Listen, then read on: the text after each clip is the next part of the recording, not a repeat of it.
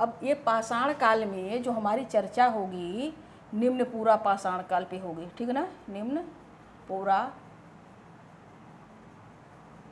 पाषाण काल, यह बात समझ में आई ना।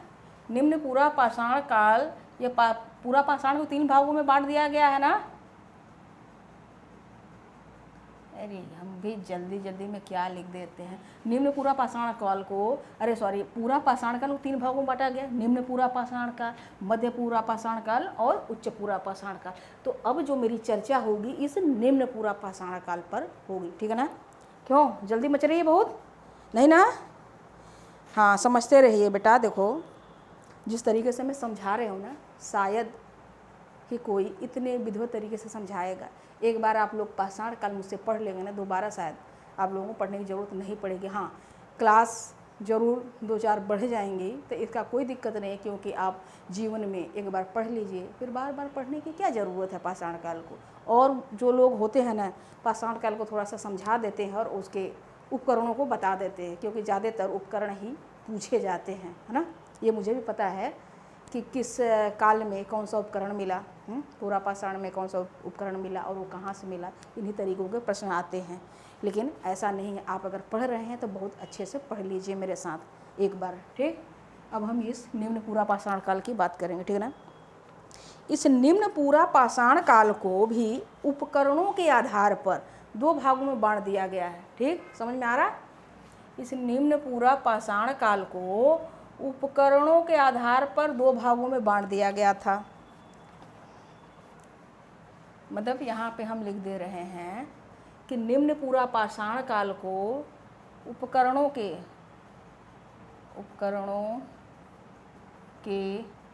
आधार पर 2 भागों में बांट दिया गया, 2 भागों में बांटा गया है, ठीक है ना। अब एक है चापर चापिंग पेबुल संस्कृति, इसको कहते हैं, जो पहले को चापर चापिंग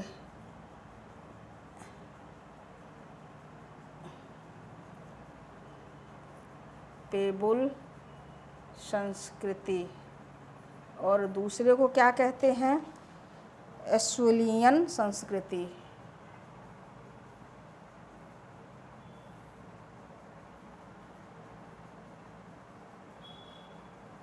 एस्टुलियन संस्कृति, आप समझते रहिए, मैं समझा रही हूँ, ठीक है ना। यह देखिए निम्न पूरा पाषाण काल को 2 तरीके से बांट दिया गया था, क्यों, उनके उपकरणों के आधार पर, ठीक है ना। एक चापर चापिंग पेबुल संस्कृति और दूसरा एस्टुलियन संस्कृति, ठीक। अब ये जो है, ये सब क्या है, ये क्या उपकरण है, औजार है। तो इसको, यह जो मिले कहाँ पे हैं, यह सर्वप्रथम, ये जो उपकरण कहाँ मिले, औजार मिले, सर्वप्रथम कहाँ मिले, सोहन नदी में, सोहन नदी घाटी में मिले हैं, ठीक है ना। इसीलिए, और ये जो इसको क्या कहते हैं, इसके सोहन संस्कृति भी कहते हैं, सोहन संस्कृति। आपसे प्रश्न यही पूछेगा कि सोहन संस्कृति से कौन सा उपकरण मिला था, तो चापर चापिंग और पेबुल संस्कृति भी इसको कहते हैं, ठीक है ना। अब एस्टुलियन संस्कृति की बात करते हैं। सॉरी ये थोड़ा गलत हो गया भाई,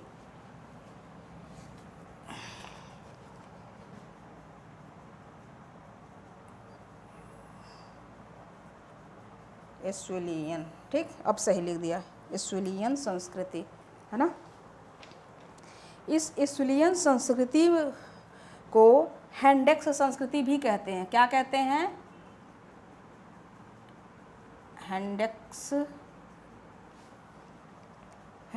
संस्कृति, हैंडेक्स संस्कृति भी कहते हैं, ठीक है ना। और ये जो है सबसे पहले मद्रास से प्राप्त हुआ, ये हैंडेक्स जो है, ये हैंडेक्स सबसे पहले कहाँ प्राप्त हुआ था, सबसे पहले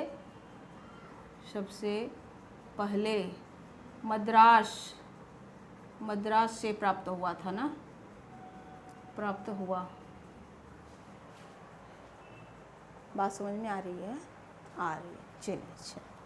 और हेंडेक्स को, इस हेंडेक्स को 28 सितंबर 1864 में एक विद्वान थे, उनका नाम है प्रोफेसर किंग। प्रोफेसर किंग ने चेन्नई से, चेन्नई यानी मद्रास, मद्रास पहले देखिए यह मद्रास था तो मद्रास ही मैं लिख रही हूँ, इस समय चेन्नई हो गया है ना, लेकिन इसे मद्रास संस्कृति कहते हैं, ठीक ना। मद्रास यानी कोष्टक में अब चेन्नई लिख लीजिए। चेन्नई मद्रास के कौन सी जगह है? पदमूरई,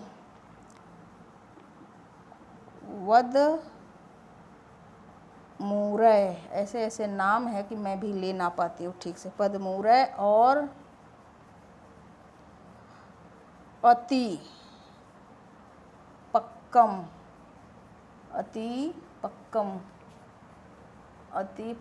एक जगह है, वहाँ से प्राप्त किया, ठीक ना। एस्टुलियन संस्कृति, हेंडेक्स संस्कृति कहते हैं, ठीक ना। यह सबसे पहले कहाँ मिला था? मद्रास में मिला था। और 28 सितंबर 1864 में प्रोफेसर किंग मद्रास के बदमूरई और अति पक्कम से प्राप्त किए थे, और इसीलिए इसको मद्रास संस्कृति भी कहते हैं, वहीं से प्राप्त हुआ। यह बात समझ में आई आपको? आई कि नहीं बताइए। और अब जो मैं आप लोगों को बताने जा रही हूँ वह क्या है? अब मैं यह बता रही हूँ कि निम्न पूरा पाषाण काल के जो औजार या उनके स्थान यानी स्थल कहाँ कहाँ पाए गए हैं, उसको जरा सा कि उत्तर में क्या कहाँ पाया गया और उसका उत्खनन कार्य किसने करवाया, ये सब बातें मैं कर दे रही हूँ, ठीक है ना। यानी निम्न पूरा पाषाण काल के क्षेत्रों को बारे में मैं बताऊंगी अब, ठीक है ना, कि किस जगह क्या क्या मिला है, किसने वहाँ पे उत्खनन कार्य करवाया, उत्खनन मतलब खुदाई करवाया तो क्या मिला, ठीक है। बात समझ में आ रही है मेरी? आ रही है ना?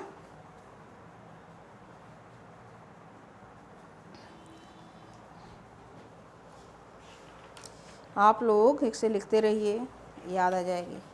निम्न पूरा पाषाण काल का लिखिए, निम्न पूरा पाषाण काल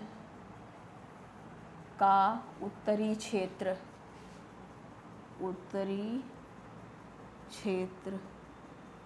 यानी कि इसकी चर्चा मैं करूँ कि निम्न पूरा पाषाण काल के उत्तरी क्षेत्र में क्या, ये जो है उत्तरी क्षेत्र जो है यानी कि शिवालिक वाला क्षेत्र, ठीक है ना। ये कौन सा क्षेत्र? उत्तरी क्षेत्र या शिवालिक वाला? शिवालिक क्षेत्र से लिख लीजिए, इसे कोष्टक में लिख लीजिएगा ना, ठीक है ना। बात समझ में आ रही? जितनी अभी तक बताई हूँ समझ में आया? क्यों बेटा, आया ना? यह जो उत्तरी क्षेत्र में ये शिवालिक पहाड़ी पर स्थित एक जो है सोहन संस्कृति है। क्या है? सोहन संस्कृति, ठीक है ना। इस सोहन संस्कृति का, यह सोहन संस्कृति शिवालिक क्षेत्र में यानी कि यह उत्तरी क्षेत्र के जो शिवालिक का क्षेत्र है, यह शिवालिक पहाड़ियों में स्थित यह पोतवार एक जगह है, पोतवार पठार, वही सोहन नदी था, लेकिन आज यह सोहन नदी सूख गया है, ठीक। यह उत्तरी क्षेत्र से सोहन संस्कृति के क्या मिले हैं? सोहन संस्कृति के अवशेष मिले हैं। ठीक है ना, यह निम्न पूरा पाषाण काल की यह बात है। सोहन संस्कृति के अवशेष मिले हैं। और यह जो सोहन संस्कृति है, अरे सोहन नदी है, वह सिंधु की सहायक नदी है। ये जो सोहन है ना, यह सिंधु की सहायक नदी है। सिंधु की सहायक नदी है। ठीक। और इस सोहन घाटी से 5 वेदिकाएं मिली है, यानी कि 5 वेदिकाएं मिली हैं। ठीक। अब यह जो 5 वेदिकाएं हैं, विभिन्न, इसकी जो 5 वेदिकाओं का जो निर्माण है, निर्माण विभिन्न हिमकालों में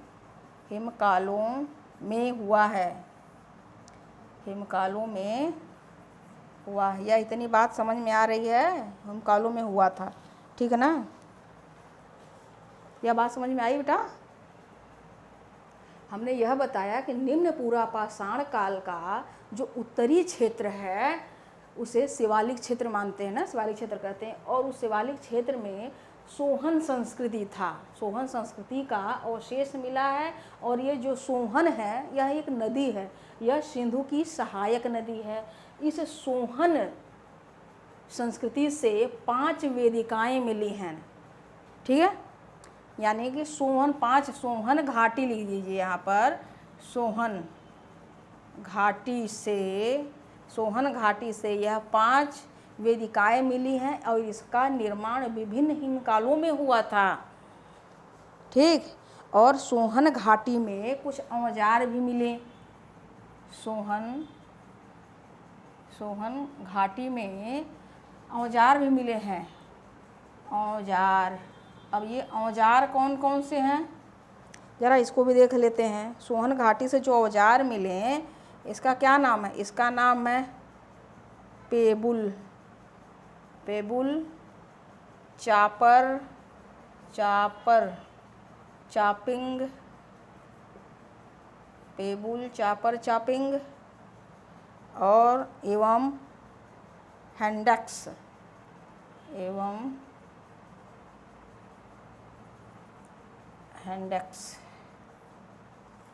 हैंडेक्स उपकरण मिले हैं ना, उपकरण मिले हैं। और ये जो हैंडेक्स है वह किसका था? ये बना था क्वार्टजाइट का। क्वार्टजाइट, ये जो उपकरण, हैंडेक्स उपकरण, ये सब जो बने थे, ये क्वार्टजाइट के बने थे। क्वार्टजाइट मतलब स्फटिक। स्फटिक तो आप लोग जानते हैं। ठीक, जानते हैं ना? स्फटिक से, क्वार्टजाइट से बना था। ठीक है ना, यह बात समझ में आई बेटा? अब इसके बाद मैं वह बता रही हूँ उत्खनन कार्य। ठीक है ना, जो उत्खनन कार्य हुए।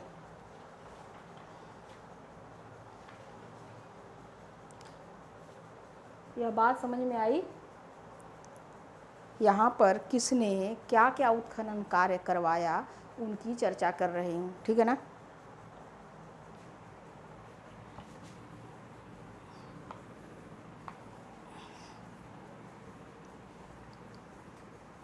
ये जो निम्न पूरा पाषाण काल में जो स्थल हैं, उनके उत्खनन कार्य, यानी कि उत्खनन कार्य लिख दीजिए।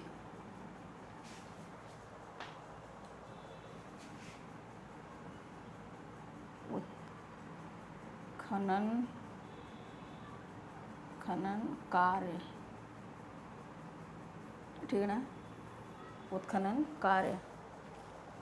बात समझ में आ रही है? अब जो अभी तक हमने जो आपको बताया, अब हमारी जो चर्चा हुआ है वह निम्न पूरा पाषाण काल में जो उत्खनन जो जिन लोगों ने करवाया है, जो स्थल हैं, किन किन विद्वानों ने क्या क्या कहाँ कहाँ उत्खनन करवाया, वह अब मैं लिख रही हूँ। आप लोग भी मेरे साथ लिख लीजिए। ठीक है ना। ये सिर्फ निम्न पूरा पाषाण काल की उत्खनन की कार्य हो रही है, ठीक ना। निम्न पूरा पाषाण काल है उत्खनन के कार्य। यहाँ पे हेडलाइन डालिए, क्या भाई चल क्यों नहीं रहा। उत्खनन के कार्य, उत्खनन के कार्य, हेडलाइन आप लोग डाल दीजिए, उत्खनन के कार्य, ठीक है। क्या गिरा, ये देखिए उत्खनन के कार्य में मैं यहीं से लिख रही हूँ, ठीक है ना, नहीं यहाँ लिख दे रहे हो। ये पहला नंबर आप डाल दीजिए, पहला नंबर। पहले नंबर में 1928 ईस्वी में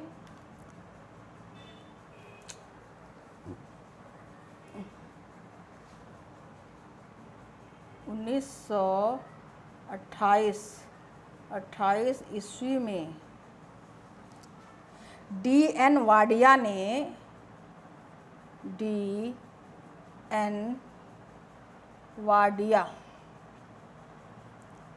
वाडिया ने सबसे पहले सोहन घाटी में उत्खनन करवाया था। सबसे पहले सोहन घाटी में उत्खनन करवाया, ठीक है ना। यानी उत्खनन कार्य में जो निम्न पूरा पाषाण काल में 1928 ईस्वी में D.N. वाडिया ने सबसे पहले सोहन घाटी में उत्खनन करवाया था, ठीक। और ये जो D.N. वाडिया हैं, ये जो D.N. वाडिया हैं, इनको सोहन घाटी का पितामह कहते हैं। इनको सोहन घाटी का क्या कहते हैं, पितामह कहते हैं, ठीक है ना। अब दूसरे नंबर की बात, 1930 ईस्वी में मैं लिख रही हूँ और साथ में बोल रही हूँ ना, ये सब आप लोगों को लिखना है, ठीक। 1930 ईस्वी में एक विद्वान है के आर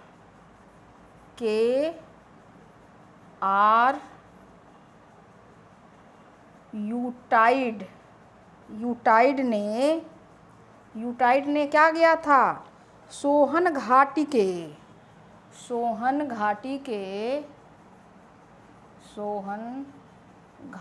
के एक क्षेत्र है पिंडघेब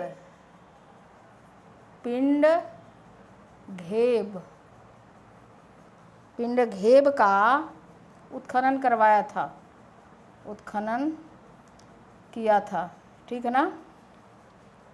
यानी 1930 में के.आर. यूटाइड ने सोहन घाटी के पिंडघेब क्षेत्र का उत्खनन करवाया था, ठीक ना। अब ये एक जो है 1935, ये तीसरे नंबर पे लिखिए। 1935 ईस्वी में सोहन घाटी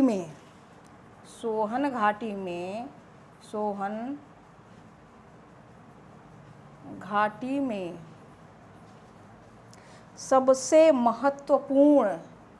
सबसे महत्वपूर्ण जो है अनुसंधान कार्य किया था।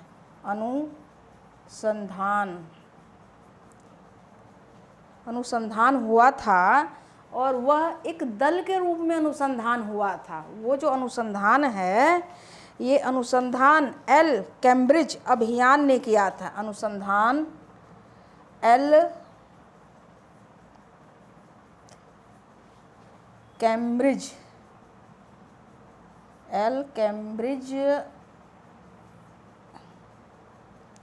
अभियान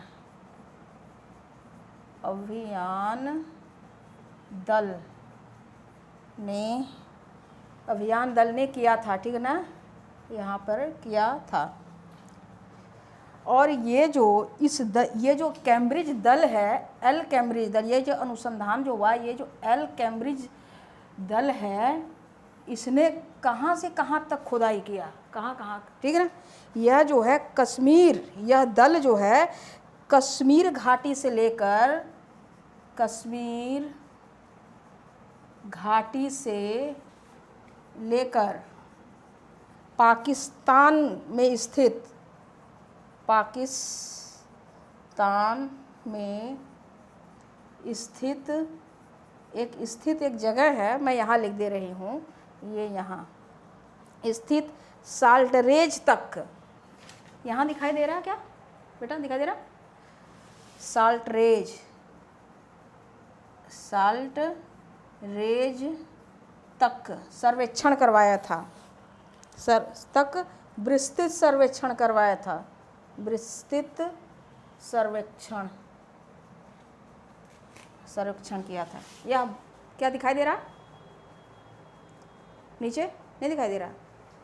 चलिए, यहाँ पर हमने यह लिखा है कि ये जो एल कैम्ब्रिज अभियान दल है, यह कश्मीर से लेकर पाकिस्तान में स्थित साल्टरेज तक का विस्तृत सर्वेक्षण करवाया था। और ये साल्टरेज क्या होता है, यह साल्टरेज है नमक का पहाड़ी, ये है नमक की पहाड़ी, ठीक है ना, नमक की ये क्या है, पहाड़ी है, पहाड़ी, साल्टरेज का मतलब नमक की पहाड़ी होता है, ठीक है।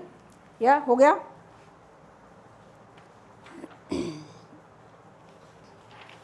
हो गया ना। अब इस सोहन घाटी में और भी चीज़ें हैं, अभी हमने सोहन घाटी की बात की, सोहन घाटी में इतना हो गया, हटा दें। चलिए, अभी सोहन घाटी की बातचीत चल रही है, ठीक, ये हो गया तो मैं हटा दे रही हूँ।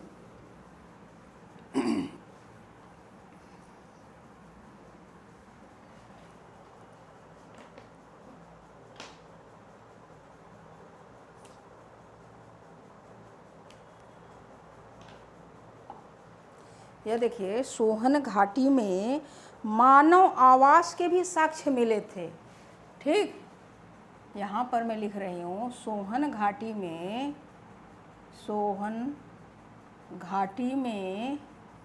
क्या हुआ, मानव आवास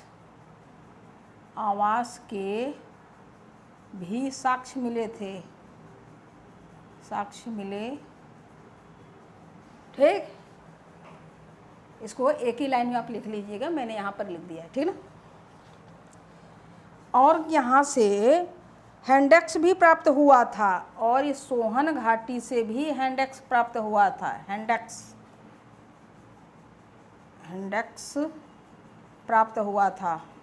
और इस हैंडेक्स को किसने प्राप्त किया था, HD साकलिया ने, HD साकलिया। यह बात समझ में आई कि सोहन घाटी में मानव आवास के भी साक्ष्य मिले हैं, और यहाँ से वो जो औजार हैं, हथियार, हैंडेक्स भी प्राप्त हुआ है। और इस हैंडेक्स को किसने प्राप्त किया, HD साकलिया ने प्राप्त किया था, ठीक। और सोहन घाटी के कुछ अन्य स्थल भी हैं, सोहन घाटी के कुछ अन्य स्थल भी हैं, सोहन यहीं पे लिख देते हैं, सोहन, ये सोहन है ना, यह सोहन घाटी के अन्य स्थल भी हैं, अब ये कौन कौन स्थल हैं, ज़रा स्थल के भी हम यहाँ पे लिख दे रहे हूँ, आप लोग साथ में ले। मलकपुर और चौंतरा, एक चौंतरा है, चौंतरा जगह है, चौंतरा, कलार, ये नाम ऐसे लिख लीजिए, कलार एवं चौमुख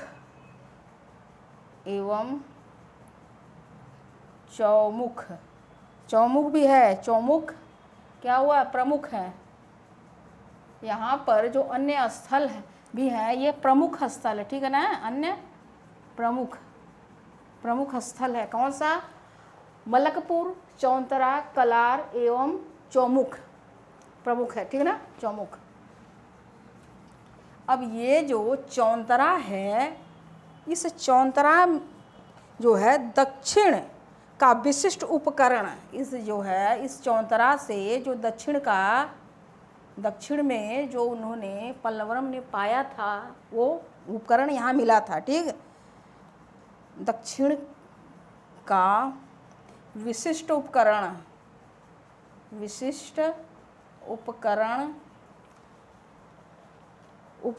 हैंडेक्स मिला था, उपकरण हैंडेक्स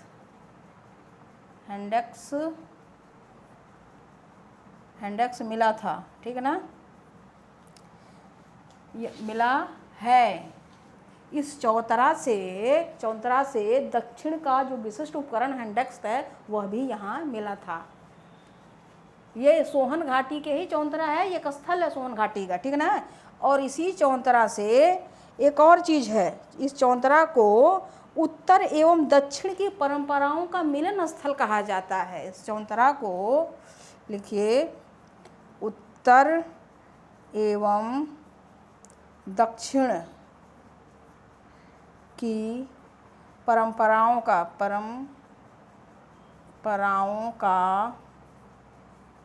मिलन स्थल भी कहा जाता, स्थल माना जाता है। यह बात समझ में आ गई बेटा, आप लोग आई है। और ये जो है सर्वाधिक पूरा पाषाण काल के औजार एवं तिथियों के साक्ष्य शिवालिक से ही मिले हैं, ठीक है ना। एक लाइन और लिख लीजिए, दिखाई दे रहा है, यानी कि एक लाइन ये अलग है, ठीक है ना। लिखिए, सर्वाधिक मैं बोल दे रही हूँ, सर्वाधिक पूरा पाषाण काल के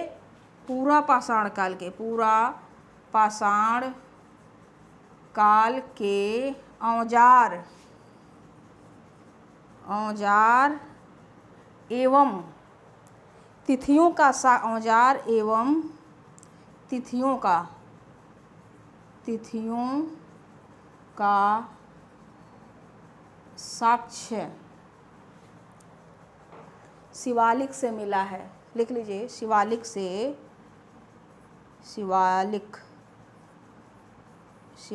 मिला, शिवालिक क्षेत्र से मिला है, शिवालिक में ही मिला है। यानी यह बता रहा है कि सर्वाधिक पूरा पाषाण काल के जो औजार हैं, उस औजार के जो तिथि की जो गणना की गई वह शिवालिक क्षेत्र से ही की गई है, ठीक है ना।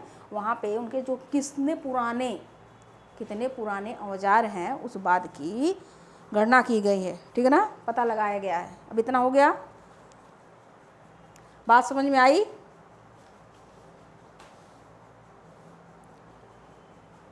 इतना हो गया तो अब मैं हटा रही हूँ, ठीक है ना।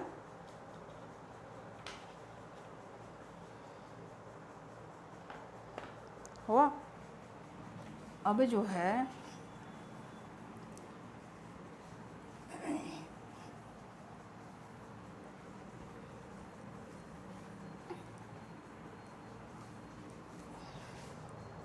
(1951) में एक ओल्फर रूफर हैं, उन्होंने, ये अलग पॉइंट है, ठीक है ना, ये अलग पॉइंट है। ये निम्न पूरा पाषाण काल को खुदाई के काम की बात चल रही है, ठीक है ना।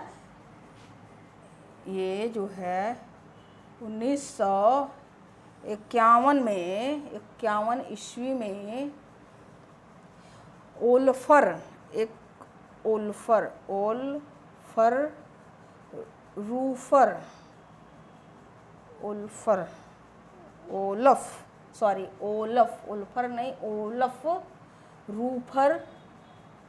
रूफर ने सतलज की सहायक, ये जो है ओल्फर रूफर ने सतलज की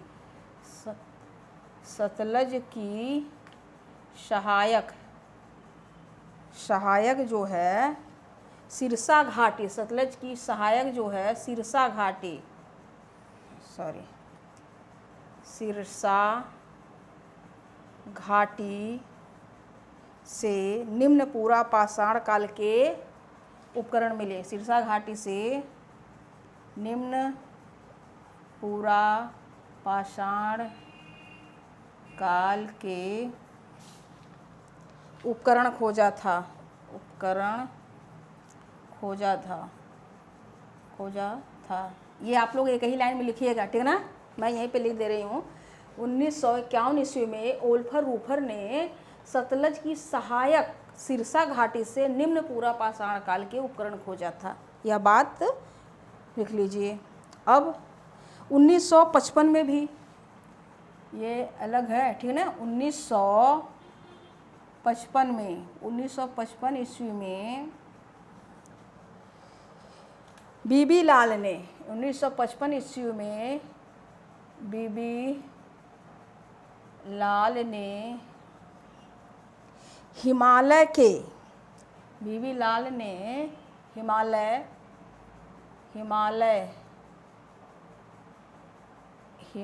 के गूलर, ये सब जगह के नाम है, ठीक है ना, नाम लिख दे रहे हैं। गुलेर,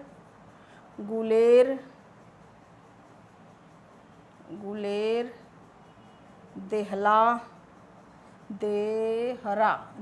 गुलेर, देहरा, घलियारा, ये सब जगहों के नाम है, ठीक ना, आप ऐसे लिखते रहिए। घलियारा एवं कांगड़ा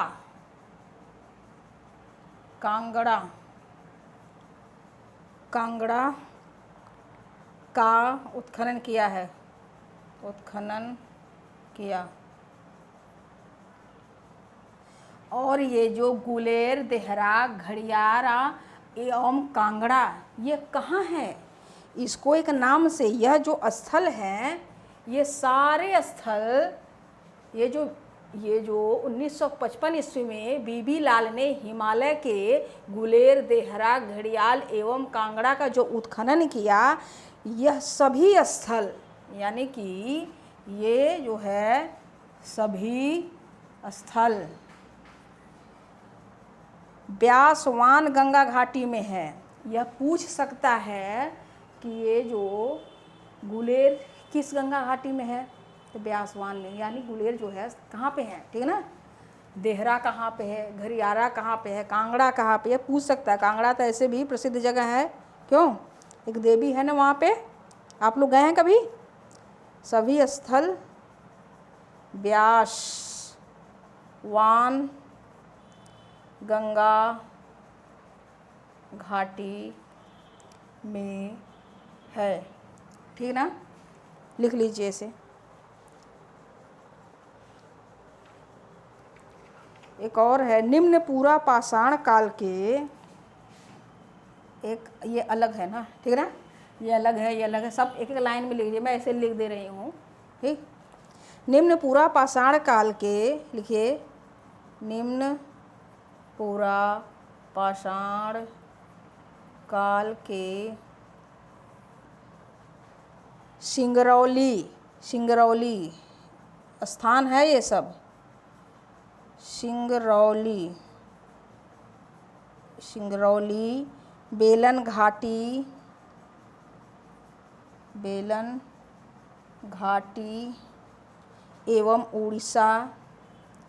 एवं उड़ीसा। अब ये उड़ीसा क्या हो गया है, ओडिशा हो गया। उड़ीसा के मयूरभंज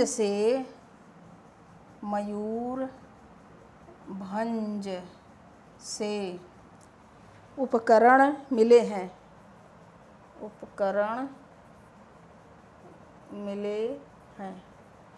ठीक है, लिख लिया इतना। ये सब देखिए उत्तरी क्षेत्र के हैं, ठीक, ये जितनी भी है उत्तरी क्षेत्र की बातचीत है बेटा।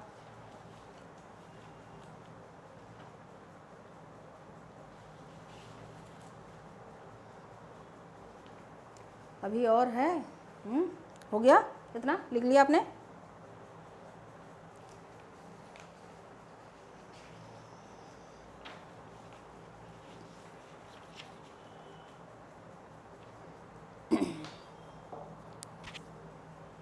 हो गया। चलिए, ये तो उत्खनन कार्य के हो गए, उत्तरी क्षेत्र पूरे हो गए। अब जो हमारी बात उचित होगी पश्चिमी क्षेत्र की बात हो गई, ठीक है ना। ये निम्न पूरा पाषाण काल में जो सब बातें हैं वह किस अब कहाँ होगी, अब हमारी जो बात होगी वह होगी पश्चिमी क्षेत्र पर।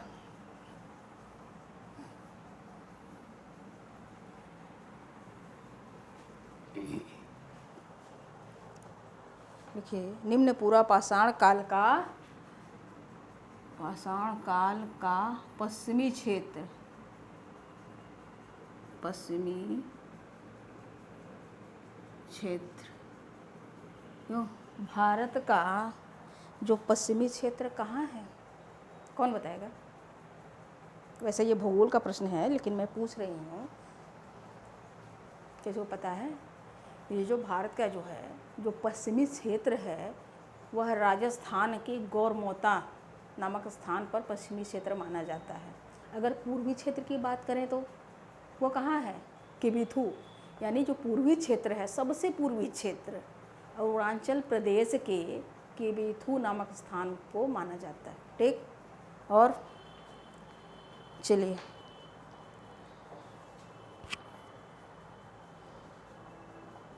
पूर्वी पश्चिमी तो बता दें, अच्छा उत्तरी दक्षिणी भी बता दें। उत्तरी क्षेत्र जो होता है वो इंदिरा कौल को मानते हैं, और दक्षिणी क्षेत्र का जो मुख्य भूमि वाली जो क्षेत्र है वह कन्याकुमारी। अगर दक्षिणतम बिंदु की हम बात करें तो वह अंडमान निकोबार हो जाता है। बेटा ये नहीं लिखना है, हमने आपको सिर्फ बता दिया, ठीक है ना। ये वैसे भूगोल की बातें हैं, आप लोग भूगोल पढ़ते हैं तो आप लोगों को सारी बात पता है। पश्चिमी क्षेत्र में राजस्थान, ठीक, राजस्थान के ये सब स्थानों के नाम बता दे रही हूँ ना। राजस्थान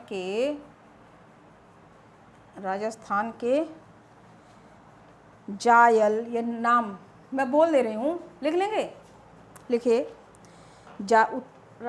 ये जो पश्चिमी क्षेत्र का जो है जायल, असमपुरा, लिख दूँ। चलिए, राजस्थान के जायल,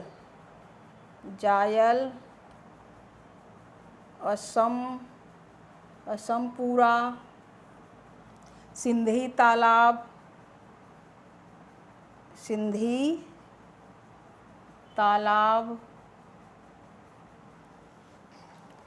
सोनीता,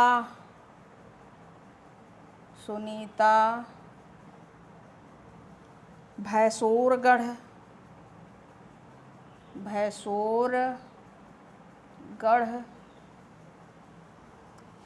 ढ से ढक्कन है ये, गढ़, जनकपुरा,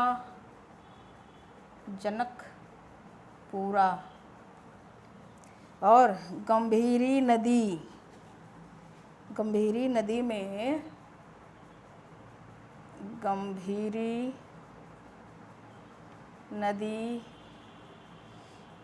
गंभीरी नदी स्थित क्या है, एक जगह है चित्तौड़गढ़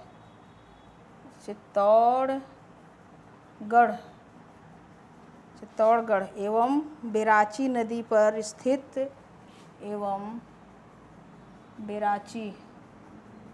बिराची नदी पर स्थित नागरी स्थित कौन सा जगह है, नागरी। ये सब क्या है, ये सब प्रमुख स्थल हैं निम्न पूरा पाषाण काल के। प्रमुख निम्न पूरा पाषाण काल के, निम्न पूरा पाषाण काल के स्थल हैं।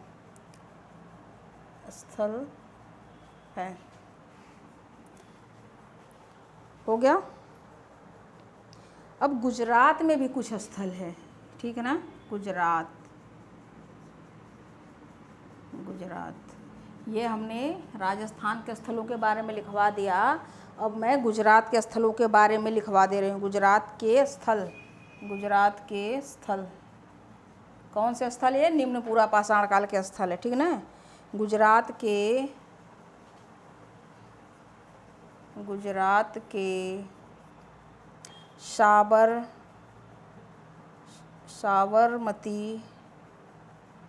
साबरमती घाटी में स्थित होडल स्थित जो है एक जगह है, देखना, हडोल, होडल नहीं सॉरी, हडोल पद्यामती वीरपुर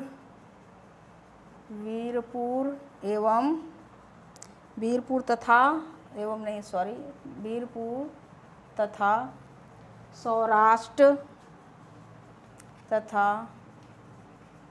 सौराष्ट्र यानी काठियावाड़ के, सौराष्ट्र के भदर, हिरण तथा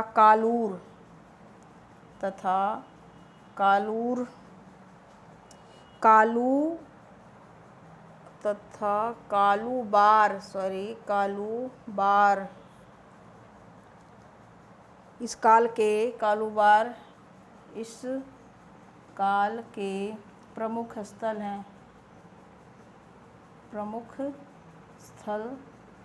हैं। इतना लिख लीजिए।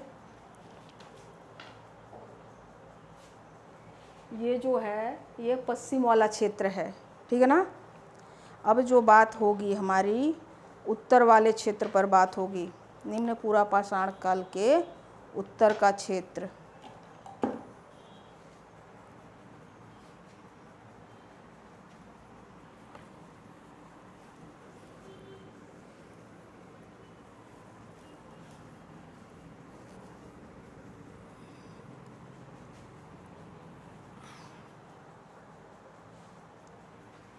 अब ये हो कहाँ, सॉरी, उत्तर का क्षेत्र हमने पढ़ा दिया और पश्चिम वाला क्षेत्र भी पढ़ा दिया। अब मध्य क्षेत्र हो गया का मध्य क्षेत्र की बात कर रहे होंगे, ठीक है ना, मध्य क्षेत्र। अब देखिए मध्य क्षेत्र की मैं बात कर रही हूँ। मध्य क्षेत्र, निम्न पूरा पाषाण का मध्य क्षेत्र की बातचीत हो रही है, ठीक है ना।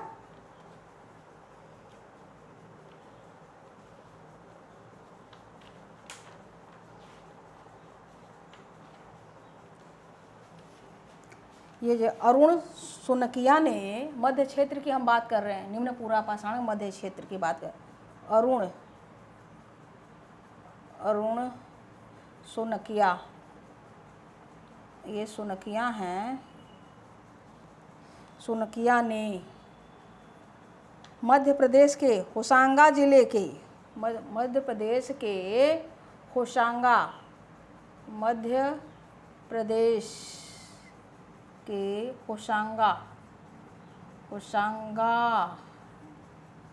होशंगाबाद है, होशंगाबाद यही जिले, एक ही लाइन में लिखिएगा, मैं यहाँ लिख दे रही हूँ, ठीक है ना।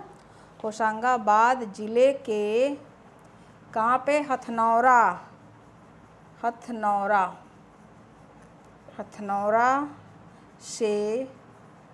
कहाँ भाई? नर्मदा घाटी, ठीक है ना। यहाँ कोष्टक में लिखिए, नर्मदा घाटी से, हथनौरा से मानव कपाल एवं और क्या पाया? हाथियों का जीवाश्म पाया था। हाथियों का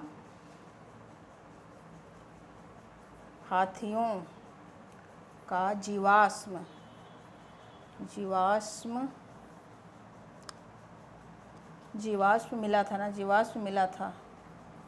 मिला, ठीक। और जीवाश्म पाया था, किसने पाया था? अरुण सुनकिया ने मध्य प्रदेश के होशंगाबाद जिले के हथनौरा से मानव कपाल एवं हाथियों का जीवाश्म पाया था। जीवाश्म मिला था यानी पाया था, यहाँ पर पाया था। ठीक। और इस सर्वप्रथम पशुओं के जीवाश्म जो है नर्मदा घाटी से ही मिली है। सर्वप्रथम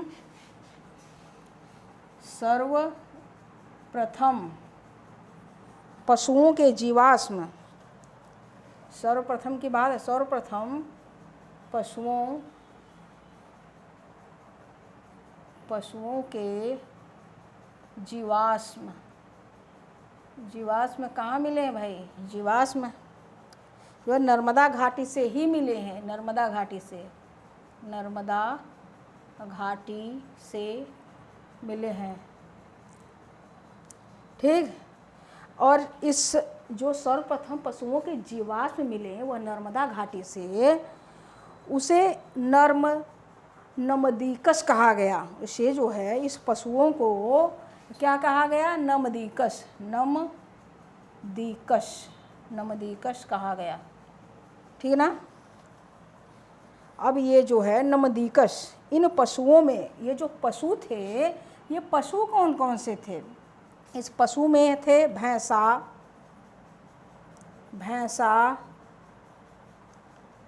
दरियाई घोड़ा,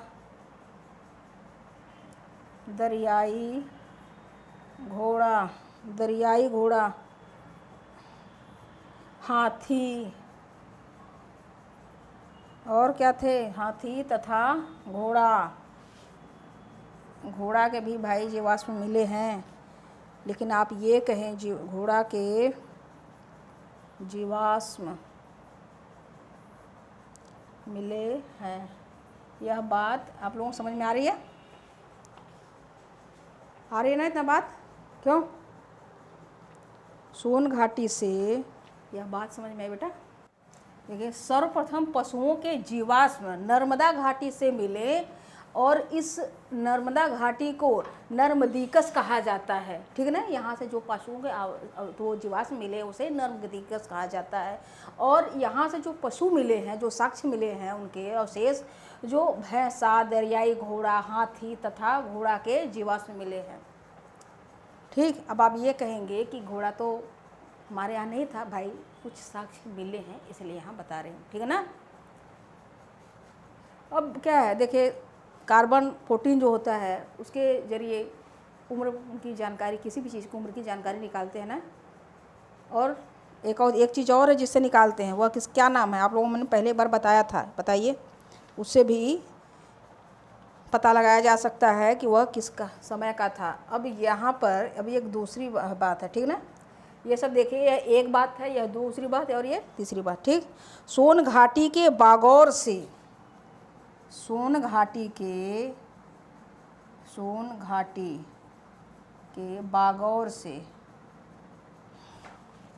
बाघोर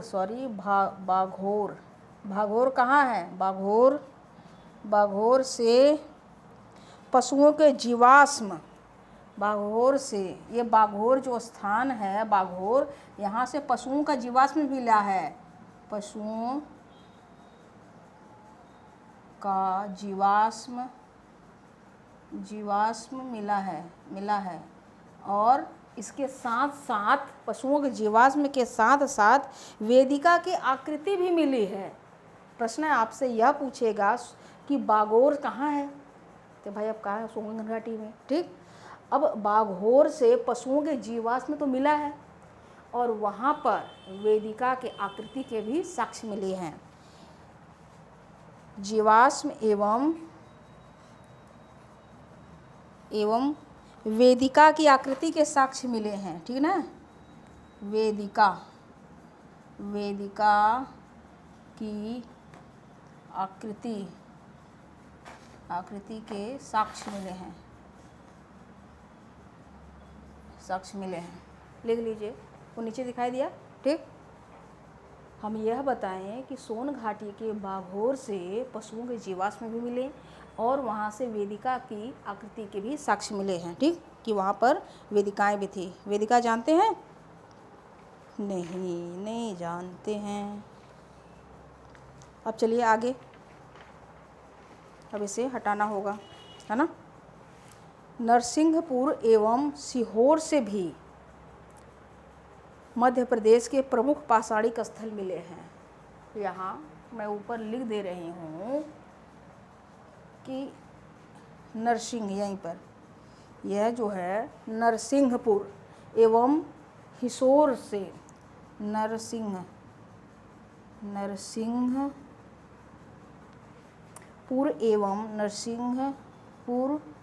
एवं भाई हिसोर एक जगह है, नरसिंहपुर और हिसोर, यह मध्य प्रदेश में ही है।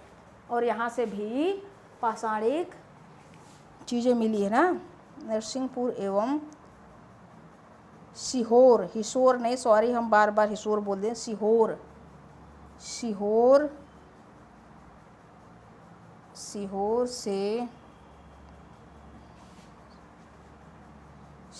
नरसिंह एवं सीहोर भी मध्य प्रदेश यानी कि एमपी, मध्य प्रदेश के प्रमुख पाषाणिक स्थल है।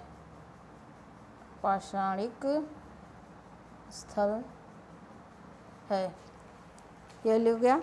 यह तो देखिए, हमने आपको मध्य प्रदेश की, मध्य क्षेत्र की जो बात की, उसमें मध्य प्रदेश की ही बात है ये सारी चीज़ें, ठीक है ना। अब महाराष्ट्र में भी कुछ है। महाराष्ट्र यहाँ हटा दे रही हूँ, ठीक है ना। ये सब बातें समझ में आ गई बेटा, आप लोगों को समझ में आई? ठीक। अब ज़रा महाराष्ट्र, मध्य क्षेत्र की बात हो रही है तो महाराष्ट्र की बात होगी। महाराष्ट्र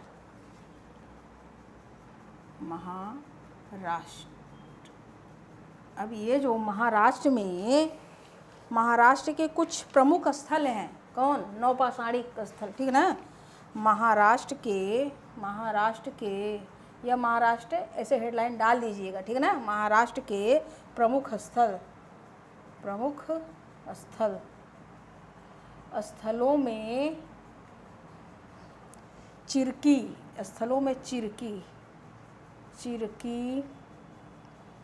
नेवासा काफ़ी फेमस नाम है ना। नेवासा, भदेन, यसर, ठीक, बोरी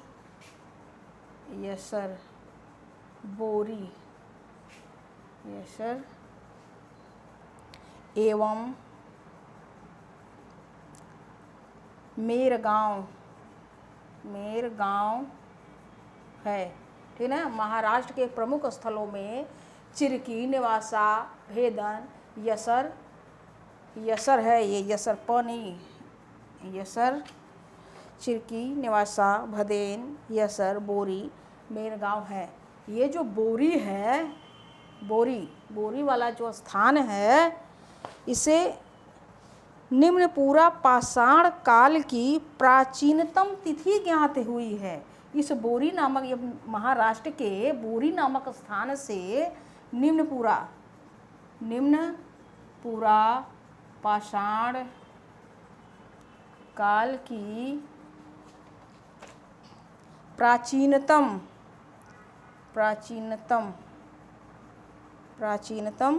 तिथि ज्ञात की गई।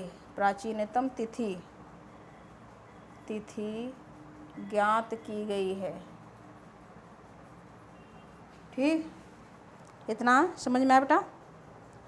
अब देखिए, ये मध्य का क्षेत्र खत्म हो गया। अब हम दक्षिण का क्षेत्र पढ़ेंगे। दक्षिण,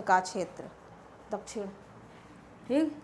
निम्नपुरा पाषाण काल का जो दक्षिण का क्षेत्र है, यह बात आखिरी वाली समझ में आ गई ना, कि बोरी नामक स्थान पर, महाराष्ट्र में जो बोरी है, वहाँ पर प्राचीनतम जो है तिथि ज्ञात करने का साक्ष्य मिला है कि वहाँ से सबसे पहले तिथि की कितनी पुरानी है, ठीक। अब यहाँ पर निम्नपुरा पाषाण काल का दक्षिण का क्षेत्र, दक्षिण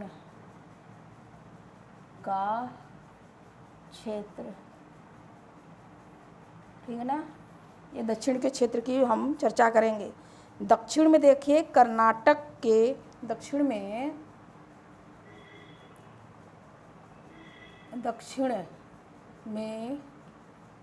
कर्नाटक, दक्षिण में कर्नाटक के हुडसी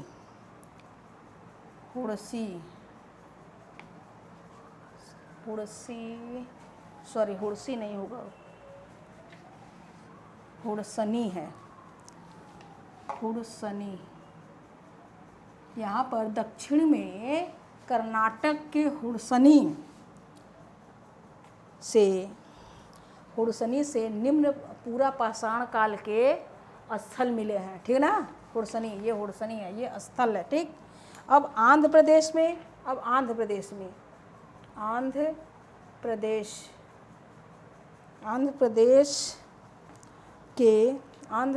के गिदलूर,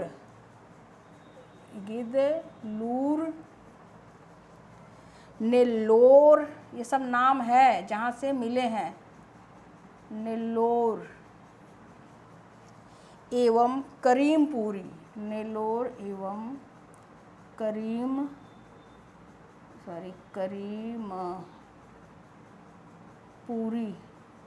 करीमपुरी, ये सब क्या है, ये दक्षिण भारत में कर्नाटक हुडसनी जगह है जहाँ से निम्न पूरा पाषाण काल के साक्ष्य पाए गए। और आंध्र प्रदेश में के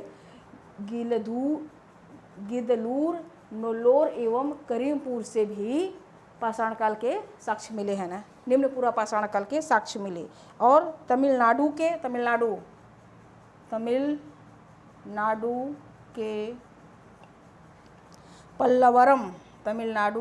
पल्लवरम,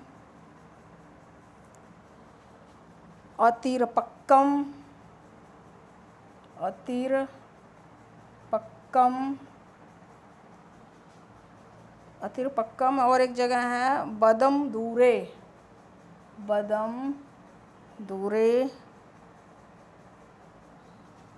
माना जनकारण,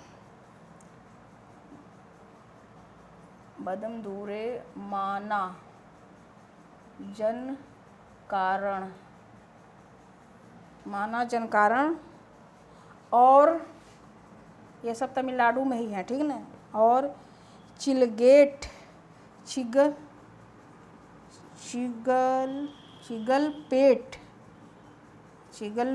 जिले में, ये जिला है, चिगलपेट जिला है तमिलनाडु का। ये चिगलपेट जिले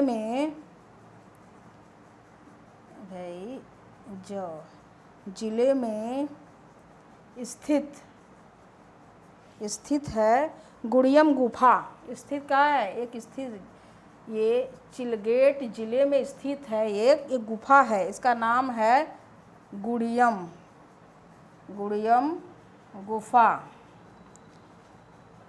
गुफा से भी उपकरण मिले हैं। इस काल के उपकरण मिले, ठीक। ये दक्षिण की बातचीत थी, है ना बेटा, चल रहा ना, समझ में आ रहा है। अब भारत में गंगेय क्षेत्र एवं दक्षिण भारत में केरल क्षेत्र को छोड़कर सभी जगह निम्न पूरा पाषाण काल के कुछ न कुछ पाए गए हैं, ठीक ना। हो गया, इसको हटा दें।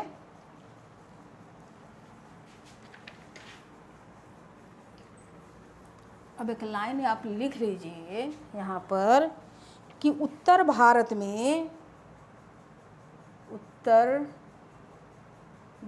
में गांगेय क्षेत्र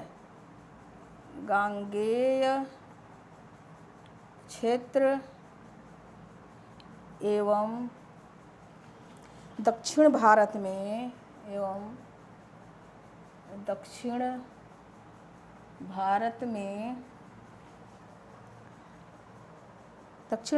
केरल केरल को छोड़कर, केरल को छोड़कर अधिकांश भागों में,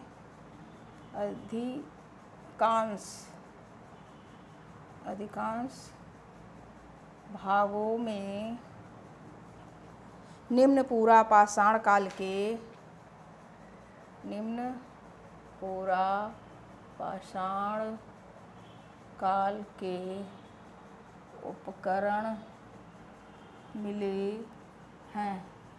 ठीक है ना, निम्न पूरा पाषाण काल के उपकरण मिले हैं। यानी कि यह बता उत्तर भारत में गंगेय क्षेत्र, जो गंगा वाला है जो क्षेत्र, और केरल को, दक्षिण भारत में केरल को छोड़कर बाकी सभी जगह निम्न पूरा पाषाण काल के उपकरण कुछ न कुछ पाए गए हैं। अब थोड़ा पूर्वी क्षेत्र की बात कर लेते हैं। पूर्वी क्षेत्र में, ठीक, पूर्वी क्षेत्र, अब निम्न पूरा पाषाण काल का जो पूर्वी क्षेत्र है, यहाँ पर निम्न पूरा पाषाण काल का पूर्वी क्षेत्र, ठीक है ना, ये पूर्वी क्षेत्र की बात हो रही है। ठीक है ना, निम्न पूरी हेडलाइन ही है। ठीक, जो मैं ऊपर यहाँ भी इसे हटाऊंगी नहीं बेटा, थोड़ा ही रह गया, बस 2 लाइन। ठीक, ये जो पूर्वी क्षेत्र में पश्चिम बंगाल के, पूर्वी क्षेत्र में पश्चिम, देखिए पूर्वी क्षेत्र में जो है, पूर्वी क्षेत्र में पश्चिम बंगाल, पश्चिम बंगाल, पश्चिम बंगाल के कुछ स्थल हैं। पश्चिम बंगाल के क्या, कौन कौन से स्थल हैं? बांकुड़ा,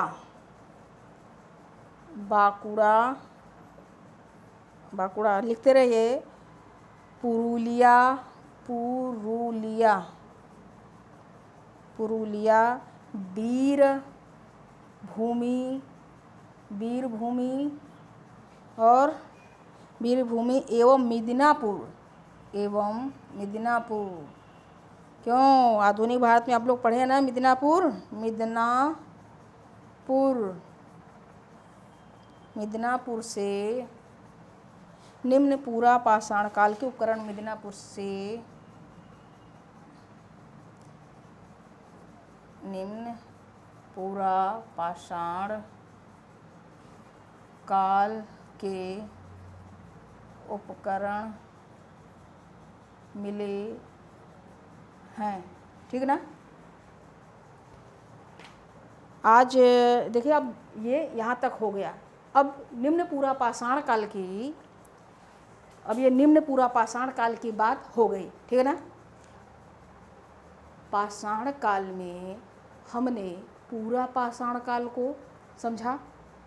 उस पूरा पाषाण काल को 3 भागों में बांट दिया गया था, निम्न पूरा पाषाण काल, मध्य पूरा पाषाण काल और उच्च पूरा पाषाण काल। तो जो निम्न पूरा पाषाण काल है, उनके स्थल और कुछ जो उपकरण हैं वह हमने देख लिया, और किस क्षेत्र में, उत्तर में, पूर्व में, पश्चिम में, दक्षिण में क्या क्या मिले, वह सारी बातें हमने देख ली। अब इसके बाद जो हमारी चर्चा होगी, अब मध्य पूरा पाषाण काल पे होगी। ठीक, पूरा पाषाण काल का जो दूसरा वाला भाग है, मध्य पूरा पाषाण काल, उसमें हमारी अब चर्चा होगी। ठीक है ना, अभी यहीं रखिए। उसके बाद अभी आप लोग थोड़ा सा लंच कर लीजिए, तो मैं दोबारा आती हूँ। इसको पूरा पाषाण काल को मैं पूरा ख़त्म कर लेती हूँ। ठीक है ना, अभी मध्य पाषाण काल और मध्य पाषाण काल और ये जो उच्च पाषाण काल है, इसका जो भाग है मध्य पूरा पाषाण काल और उच्च पूरा पाषाण काल को ख़त्म कर देती हूँ ना। इस 2 को मैं ख़त्म करूँगा अभी थोड़ी देर पहले। ठीक है, पढ़ेंगे ना? चलिए ठीक है, धन्यवाद भाई, मैं इसे ख़त्म कर देना चाहती हूँ। ठीक है।